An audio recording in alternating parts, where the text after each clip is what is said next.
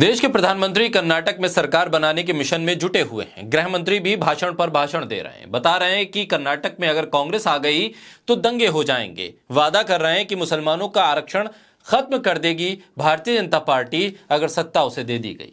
PM कह रहे हैं कि बजरंग दल की गुंडागर्दी पर रोक लगे तो ये बजरंग बली का अपमान हो जाएगा, इसलिए बजरंग दल को खुली छूट मिलनी चाहिए। इस सब के बीच ना तो पीएम मोदी को और ना ही गृह मंत्री अमित शाह को देश के बाकी हिस्सों की खबर लेने की जरूरत आ रही है। गृह मंत्रालय के अधीन आने वाली दिल्ली पुलिस जंतर मंतर पर पहलवानों को मार रही है और मणिपुर में हिंसा बढ़ती जा रही है। हालात बेकाबू हैं। इस हद तक हालात खराब हैं कि बॉक्सर और पूर्व राज्यसभा सांसद मैरी कॉम को देर रात ट्वीट करके कहना पड़ा कि मेरा मणिपुर जल रहा है, मदद कीजिए। बोलता हिंदुस्तान पर मैं हूं आपके साथ मिर्जा शाकिर अली बेग। मणिपुर में मेतेई समुदाय को अनुसूचित जनजाति यानी एसटी श्रेणी में शामिल करने की मांग के विरोध में 3 मई को ऑल ट्राइबल स्टूडेंट यूनियन की तरफ से मार्च बुलाया गया। इस मार्च के दौरान चुराचांदपुर में हिंसा हो गई। आदिवासी आंदोलन के दौरान हिंसा भड़क गई, जिसके बाद कई जिलों में कर्फ्यू लगा दिया गया। पूरे मणिपुर में अगले 5 दिनों के लिए इंटरनेट को बंद कर दिया गया। राज्य सरकार की तरफ से 3 मई की रात को सेना और सशस्त्र बलों की मदद मांगी गई, जिसके बाद सेना ने राज्य पुलिस के साथ मिलकर स्थिति को काबू में करने के लिए हालात पर नजर बनाकर वहां पर फ्लैगमार्च किया। हिंसा पर काबू पाने के लिए अलग अलग जिलों में करीब 4000 ग्रामीणों को सेना, सशस्त्र बलों और राज्य सरकार के परिसरों में आश्रय दिया गया। वहीं प्रदर्शन को नियंत्रण में रखने के लिए फ्लैग मार्च निकाला गया। जब आरक्षण के खिलाफ रैली में हजारों लोग शामिल हुए थे, इस दौरान तोरबंग इलाके में आदिवासियों और गैर आदिवासियों के बीच हिंसा की खबर आई। भीड़ को तितर बितर करने के लिए आंसू गैस के गोले दागे गए।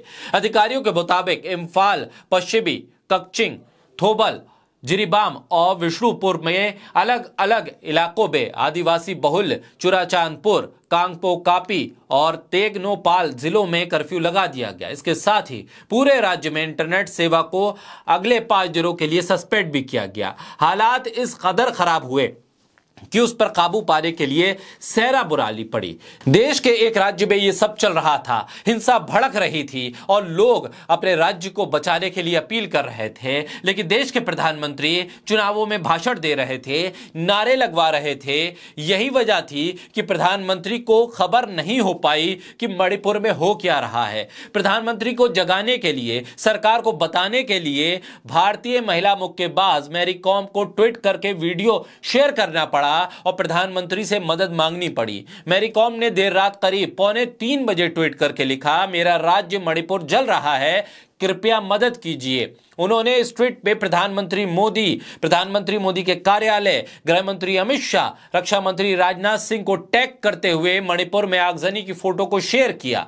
बीजेपी की सरकार होने के बाद भी आखिर पीएम मोदी ने एक बार भी मणिपुर में शांति की अपील क्यों नहीं की? आखिर गृह मंत्री से लेकर कई और नेता, केंद्रीय मंत्रियों ने मणिपुर की सुध क्यों नहीं ली? क्या मणिपुर की अहमियत कर्नाटक से कम है, या फिर कर्नाटक में सरकार बनाना ज्यादा जरूरी है, या फिर बीजेपी के शासन वाले प्रदेशों में दंगे, आगजनी, कर्फ्यू सामान्य बात है? आखिर क्यों मणिपुर को एक किनारे रख दिया गया, जबकि वो इतनी बड़ी हिंसा से गुजर रहा था? और इतनी बड़ी हिंसा के बावजूद भी देश के प्रधानमंत्री ने एक बार भी शांति की अपील क्यों नहीं की?